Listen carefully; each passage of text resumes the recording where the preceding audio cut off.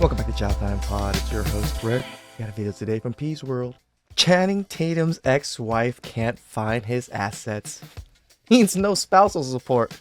My man. Please like and subscribe down below. Really appreciate that. Let's get that chow. Chow time. The plot is thickening with Jenna Dewan and Channing Tatum in court together, still battling who owes who money. In recent court documents, Jenna Dewan has listed a handful of witnesses that she plans to have called to the stand who are in Channing Tatum's circle. These witnesses will allegedly be questioned on Channing Tatum's finances during the whole Magic Mike run, and what they may know about whether or not Channing Tatum... Dude, so apparently the whole Magic Mike show in Vegas was created by Channing Tatum. This man is making crazy good money from, the movie he made and like franchising off the movie. Shout outs to fucking Channing Tatum. Tatum created a bunch of LLCs to hide money from Jenna during the Magic Mike creation. The Magic Mike franchise, believe it or not, is a billion-dollar business. There have been plenty... Billion-dollar business! Holy cow! Again, shout outs to fucking Channing Tatum. Holy... Vegas shows and other performances that use Magic Mike as a title, which Channing still gets paid on. Even though these two split back in 2018 and they finalized the custody between their 10-year-old daughter, they are still battling whether or not Jenna Dewan is owed spousal support and 50% of Magic Mike's profits. Many of you are wondering how Jenna Dewan would be owed spousal support when she has moved on with Steve Cassie and they are having baby number 2 together. That's true. She's getting married. Or she's like with someone. So I thought spousal support ends when they're marrying somebody. Well, believe it or not, these two are not married, and that could be a part of the reason Jenna has waited to marry Steve is because she still feels like she is owed spousal support from Channing. A lot of you have expressed that it's absolutely absurd that Jenna feels like she is owed spousal support when she is having babies with another man. But in the legal world, this could be something that her attorneys feel like she is owed. Maybe she feels like she's also owed. So I'm definitely in rich people's finances right now because I'm over here trying to figure out what is going on with Jenna and Channing. People are saying they are officially divorced, but just fighting over the divorce proceedings, which I didn't know you could do, but apparently you can if you have such big assets. Now, people are coming for Jenna a lot, saying that she needs to be the one to just let this all go so that they could both move on. But if what she's alleging is true and he did in fact hide some assets so he wouldn't have to give up the Magic Mike money, it's very clear that 6 years later she does have some kind of case, otherwise it would... I'm going to somewhat agree with the assessment that he probably should give her some stuff from the Magic Mike thing.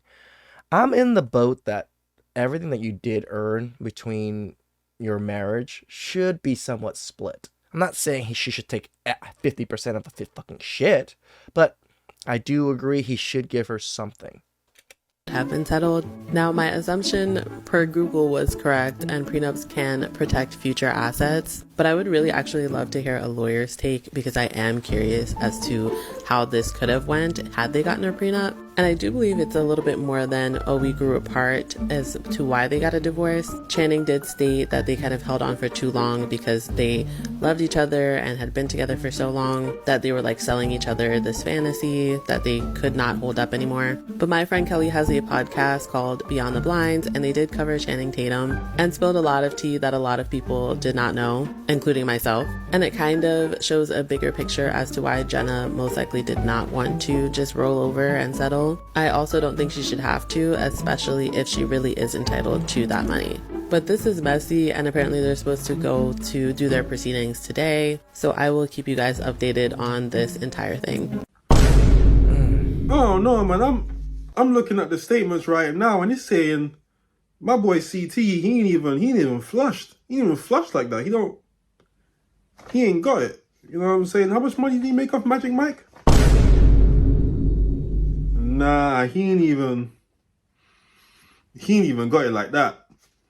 Nah. I'll be real with you guys though. If I'm dating a woman and she's still got such a vendetta out against her ex, so much so that she's delaying her marriage to her current partner, I feel like that's a red flag. No? Is it about the money? Yeah. Probably too. I'm almost positive it's really about the money. Because the principle doesn't matter. She doesn't love the man anymore. She's with somebody else. She's having a baby with somebody else. Just move on. To an extent. But I feel like it has to be about more, right? These people aren't like us, right? How much money is she realistically owed? Couple million? I mean, they've been through that. They've seen that, right? Feels like she can't let go. But like the second lady said, if she didn't have a case, it wouldn't have gone on this long. So maybe... I would say bullshit on that too, because lawyers just love to drag shit out to make more money, even if they don't have a case. Maybe she is. Maybe she is owed something. But again, I just looked at the statements. It's not looking good because my boy CT, you know what I'm saying? He ain't really going like that. I think he actually does. I heard about the Magic Mike franchise. It does very well, and he makes a lot of royalties off of it. Good morning, y'all. So I went on a date this past Friday. Oh, this girl again. Depending on when you're seeing this, it's Monday. So 2 or 3 days ago. Anyway, it was with a man. He was 6'4", and I'm 5'6". You know, just for context. So he was super tall. I had a good time. I had a good time, and I was so much in my soft girl era, giving cutesy, giving mindful, giving very demure. And he just sit back and he ordered everything, and he got a bottle of wine, and we later went for ice cream. And I'm just telling y'all all the good stuff before I get to, you know, the plot twist. So there was just, you know, no red flags lead up. You know, it was fine. A normal, good, wonderful experience, like first date, right? We was together for hours, and so it came a time where, you know, we knew we should have separated and went our separate ways, but we didn't. So I stayed the night at his house. Yes, on the Of course. 6'4", gentleman. Oh yeah, he got the cheeks. First date, I stayed the night at his house. Again, very cutesy, very mindful, very demure, very full dress. Nothing crazy happened at all. Sure. And we wasn't inappropriate, like with touching or anything crazy. We only kissed a few times, and that's when I was kissing him goodnight. Like, we gave each other a kiss goodnight. And then when mind you, he's tall, he's 6'4", so his car was tall off the ground, his bed was high off the ground. It was very uncomfortable. I hated it. It was at a point where... You're the one that wants tall men. Like, so stupid. Like, they don't realize some of this shit. I actually was going to sleep on the couch because this bed was just not for me. And when it was time for me to go, because I had to go to work, you know, the next day, he walked me to the door. He gave me a kiss goodbye, and you know, that was it. Where's the plot twist? I texted him. I made it home. No response. And then when I actually went to work, I sent him a picture of me in my work outfit, let him know I made it to work safely. No response. So I asked 3 people, 2 dudes whose opinion I trust, and my one friend, Ebony. Hey, girl. I'm like, you know, if the date went real good, like no red flags, no woo-woo-woo, like I said, there was nothing inappropriate. It was probably because there was no woo-woo-woo. That's why this man was like, Weird that he haven't contacted me. And all 3 of the people said, you know, yes, he could be busy, he could be processing the date, he could be, you know, blah, blah, blah, blah. Women and men don't process things the same. True. I'm like, okay. So again, we went on a date Friday. I spent the night. So last time I seen him was Saturday. I haven't heard from him since, and today is Monday. And to me, it's just, and I'm 31, he's 41. He was fine, y'all. And to me, it's just like, even if how a woman process things and how men process things is different, to me, it's just like, it's still proper communication. The man ghosted you. Like, it's pretty obvious. The man wanted some cheeks. You didn't give him the cheeks. He respected your boundaries, and he was just like, you know what? I don't think she's for me. You know what I'm saying? So I don't like. I mean, you got out of bed to go sleep on the couch. No, if he reach out, with it just being a first date and not nothing serious, I may reach out back, you know. But seeing as that he has a problem with communication, I really just want to cut it loose. I mean, even if you do reach out, you know, it's just like, that's still showing me something about him, which is still technically a red flag, right? I'll keep it real with you guys, man. I kind of feel sorry for women like this. I don't. Only when it comes to dating. I don't know about her life. She could be doing fantastic. Who knows? But they've clearly not had a lot of guidance. And, you know, the fact that at 31, you have to ask around if it's a red flag that he hasn't messaged you 3 days after your date, 2 days after your date. You message him that you got home. Then you message him again no reply, and you have to ask, is that a red flag? Of course it's a red flag. He's not interested. Nope. What most likely happened was because, let me tell you this, if you're dating a woman, and we all know different types of women. Glad we do. There's only a certain type of woman that you would even ask to come back to your house on a first date. Now, in your case, you might not be that type of woman, but that's what he thought you were. And you didn't give it up. Yep. So he was upset. He was upset, and he said, well, if you're not giving it up, I don't see you as a long-term candidate, so why are we even talking? Because there are certain types of women that you wouldn't even think to ask them to come back on a first date because they would never speak to you again, and you know that. True. By the way they carry themselves, by the way they speak, by the way they act. No, I 100% agree. Her agreeing to go back to his place, like, you knew what you were doing, girl. Like, you fucked it up. He thought you were easy. And by the way, why would you even go back to his place on the first Again, date? yeah, I agree. Even if nothing happened. That's weird. Yeah. Weird behavior. But yeah, he's not interested. What should have happened was he should have said, hey, text me when you get home safe so I know you're home safe, right? And then you text him and he's like, I had a lovely date, blah, blah, blah. Can't wait to see you again. He didn't respond for 3 days. It don't take 3 days to process shit. It don't take no 3 days to process shit. From Uncle P's to you. He don't like you. Uncle P's right. Apparently this couple right here. And I'm taking accountability for that. I was dead ass in the wrong, and I should never put my hands on Shagaina. Ever. I have to take accountability as much as she has to take accountability, because abuse is abuse. You know what I'm saying? Maybe she might have did it physically, but I did it verbally. And yes, we both want to get help. Deadass. We both want to go, and we both want to. I never seen them a day in my life. Is it just me? Or does this one look like the other one? You know, is that... It can't be racist. Is that...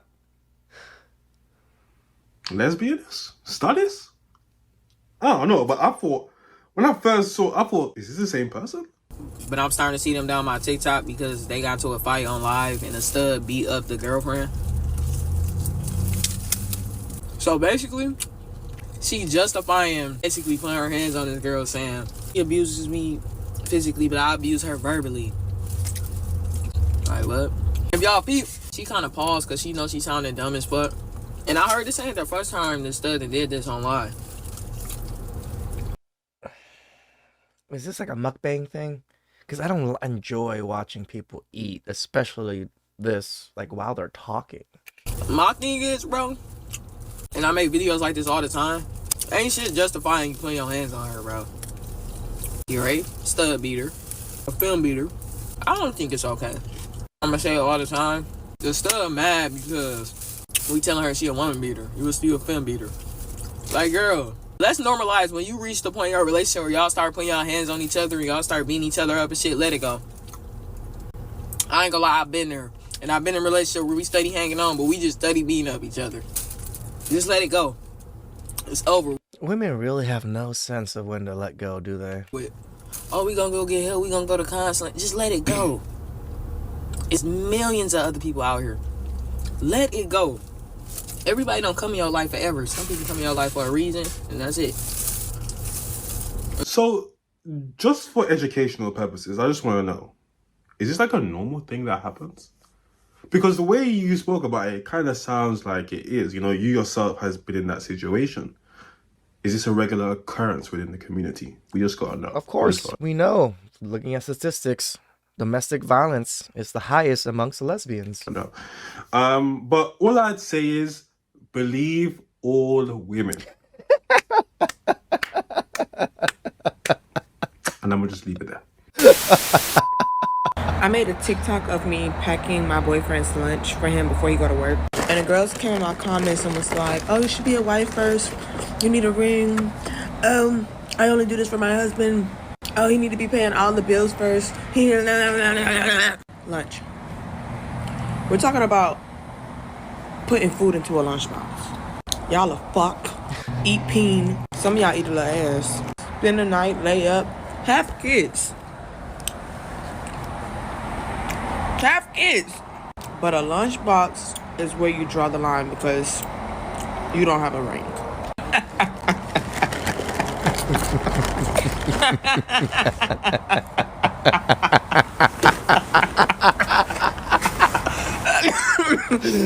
What happened to just doing stuff out of love? Like, everything doesn't have to be transactional. Get off social media and touch grass. Thank you. Ooh. I can somewhat agree with that. Even myself, I need to get off of TikTok / YouTube. I'm on it too much. All I see is all these things. But when I go out in real life, it's a lot less of that. I hope you guys are out there in real life seeing this also. Ooh, that last part was nasty, okay? Because a lot of these women are habitually on social media. They are. And she's completely right. These be the same women. You look at their profile and they're baby moms. Talking about, I'm not doing anything until I get a ring, except for have a baby. That don't make no sense. You know what's the absolute worst ones though, right? You know what the absolute worst one is? Is when you see these single bitter women, a lot of them baby moms, right? Commenting under women who are wives, talking about, I would never do that for a man. I would never do that, blah, blah, blah. You're a slave, unpaid labor. And it's like, brother, look at your own situation. But we already know, TikTok hates to see happy couples. That is one thing they despise. This might be controversial to say, but when it comes to men like Cam Newton or like Nick Cannon or like Future, who have 8 different kids by 3 different women and still want to get married and have more children, who are these women that are still willing to date them? I am also confused, but there's plenty of them. Like, how, as a woman, in good conscience, could you knowingly be sitting up on a date with this man or on a vacation with this man, knowing that every minute he spends with you is a minute he's spending neglecting his children? And you, for some reason, think that things are going to be different for you and for your kids you may have. Oh, we always say it. Well, the first girl, we'll give her a pass. They didn't know. They should have. Rappers, right? Second girl, slight pass. You know, the first one might have been a fluke. But after the third girl, really? He already did it to 2 girls and you think it's going to be any different for you? And then any girl subsequent after that, you're just all idiots. Have with him. And even if that is the case, if he's the perfect father to your kids or the perfect husband for you, he's neglecting 8 other innocent babies. That is disgusting behavior to me. I don't know, diabolical. I don't care how much money he has. How do you sleep at night knowing you're contributing to the trauma of 8 children? That's insane to me. What? It's sad that she's the one that's saying that about Cam Newton and all them. Why don't you put the blame on the mothers that did it? Because it's worse for them, because they already knew that these men weren't going to do it, but yet they still got impregnated by these men and causing this trauma to their kid. So I think it's more the woman's fault than it is Cam Newton and Nick Cannon's fault. Why do we do this? And I'm not saying that they're absolved from all faults either here. We're gonna act like there aren't hundreds of thousands of women who wouldn't lay down for Future right now. Nick Cannon right now. And we know why. But we're acting like who in their right mind? Man, there are so many. There are women waiting. There are probably women in Future's DMs thirsting. When you come into my city, when you come in, let me come to your show. Women like money and status. They do.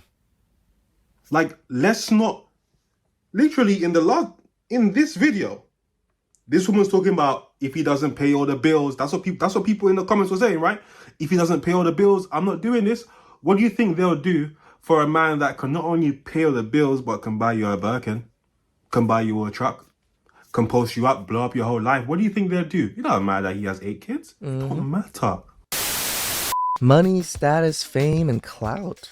That's the currency of nowadays. As long as you have that, you can have 5 baby mamas, you could be in jail, you can do whatever the fuck, and you'll still be a somebody. And these women will still throw themselves at you. But you gotta be a somebody. Please extract them below. I really appreciate that. And catch you guys next time. Ciao.